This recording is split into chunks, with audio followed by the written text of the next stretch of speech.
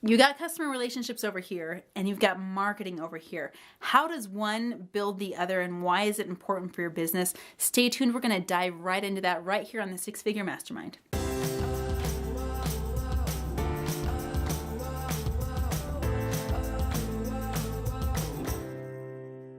Let's talk about customer relationships and marketing. How do the two talk to each other and how do you actually build customer relationships through marketing?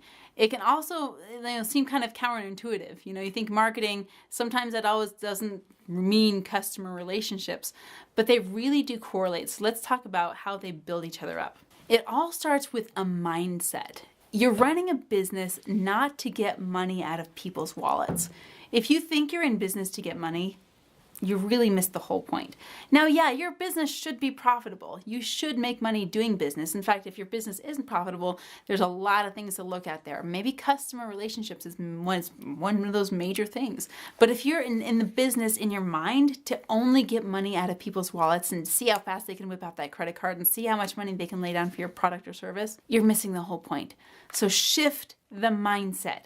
Get out of the idea that you're in business to get people's money.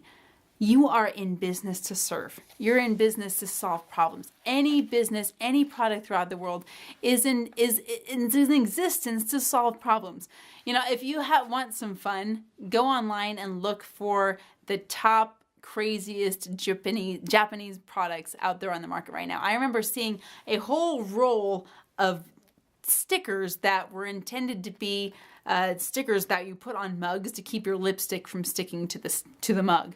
I was like, oh my gosh, who created this product? Why does this product even exist? Now, I'm not sure how well that product did. You've probably never heard of it, but it was a product designed to solve a problem. People were annoyed that they were having to wash lipstick off their mugs, so they created a fun little sticker to avoid that having to happen.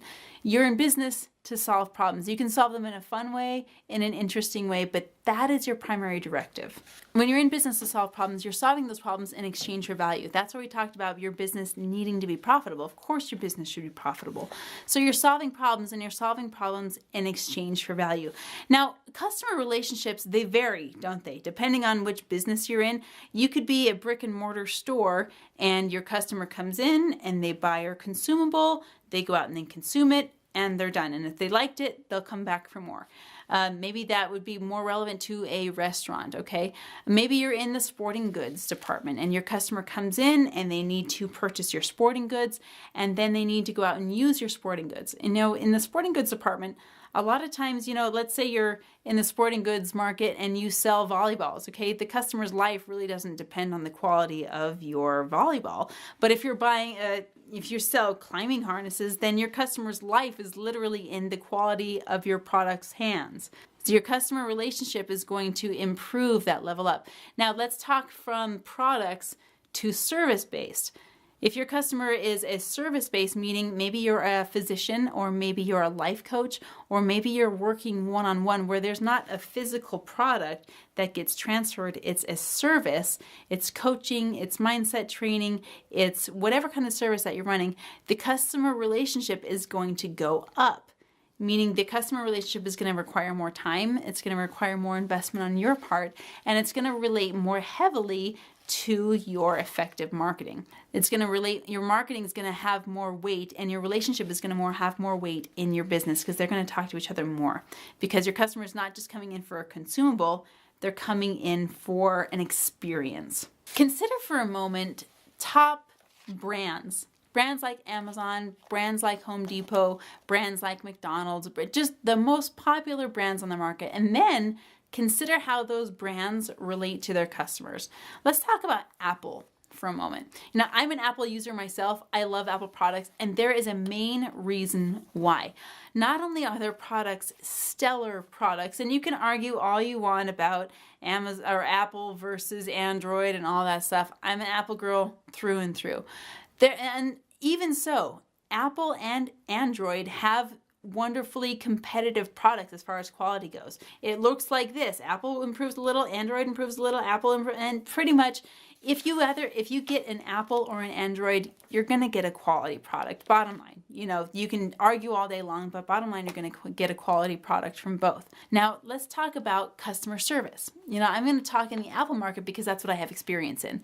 In the Apple market, if you have a problem with one of your products from Apple will bend over backwards to make sure your problem gets handled.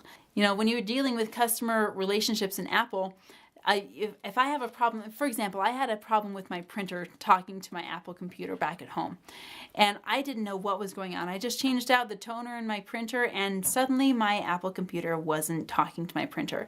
When I called Apple, they automatically had a customer service representative within just a few minutes that was ready to talk to me. And not only that, they were able to open up a screen share on my computer to then see what I was seeing on my computer's front end. Not only that, they were able to tap into my phone, which also connects to my computer. So they were able to look through the camera on my phone while I had it over here showing my printer to them on the camera while they were seeing my computer screen. So it was like a super comprehensive service call. And once we got it all figured out, they troubleshot with me, they got everything figured out, and after that they sent me an email a few days later to make sure it was still working okay. Apple has a great relationship with their clients. Now that call, they had to pay the people to make the call, they had to pay an hourly whatever for those people to call me, but I didn't have to pay anything extra. It just came with the service of my product. Now let's talk about Amazon. Amazon is another huge retailer, and they have amazing customer service. And you'll hear me say over and over, if Amazon were to take over the world, I wouldn't mind, because their customer service is so amazing. They are all about the follow-up. And when we say the fortunes in the follow, remember, it's not just in the sales and marketing conversation, it's also in the customer service conversation. Amazon is all about you having a quality experience on their website and with their products. In fact, they'll usually back the buyers more often than they'll back the sellers, because they know that the buyers are going to be the ones that are coming back for business. And they know that the sellers are going to also have to deal with the quality experience, but the buyers are what drives the company. So they want the buyers to have a quality experience. Speaking as experienced seller on Amazon, I have an Amazon store that I run. The Amazon store ranking will determine on the customer's experience, not necessarily what I can provide on the back end.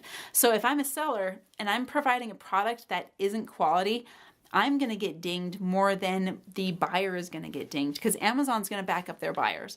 So when you're having a customer relationship, back up your customers. Even if it means once in a while you got to eat some crow. You want to have your customers end up with a quality product and a quality experience. So that's most about the product industry. So how do you, as a coach, if you're a coach in the life coaching business or maybe some other service, how do you build customer relationships? Bottom line is this: your customer needs to have their problem solved. They're coming to you because you have answers that they don't have. They're coming to you because you have solutions that they haven't thought of or don't have access to. So provide them with those solutions, provide them with those answers to their questions, and give them surveys. Ask them what their specific needs are. In the coaching industry, I'll sit down one-on-one with a client, and I may not know what the client is there for, but they do. So my client is going to share with me. I'm going to ask them, what do they need from me in that moment? What is the number one need that your client has from you? Ask them. Ask them when they're sitting right in front of you, right across from you. What is the number one need you need to have fulfilled by the end of our time together? That is excellent customer service. And the word of mouth marketing that's going to happen because of the extraordinary customer service will largely take care of your marketing needs. You can spend a lot of time and money in advertisements and in putting posters and billboards out there, but if your customers aren't having a great experience with you first, then your marketing is pretty much useless. So keep that in mind. Your customer relationships, they are your top priority, and they're the baseline for effective marketing. Awesome. Was this helpful for you? I seriously want to know. Drop a comment below. Tell me about what was the biggest golden nugget that you got from this video, and what you're still curious and what you want answers on. We'll get to your comments, and maybe we'll make some even videos based on what you need to know. So subscribe. We'll see you tomorrow.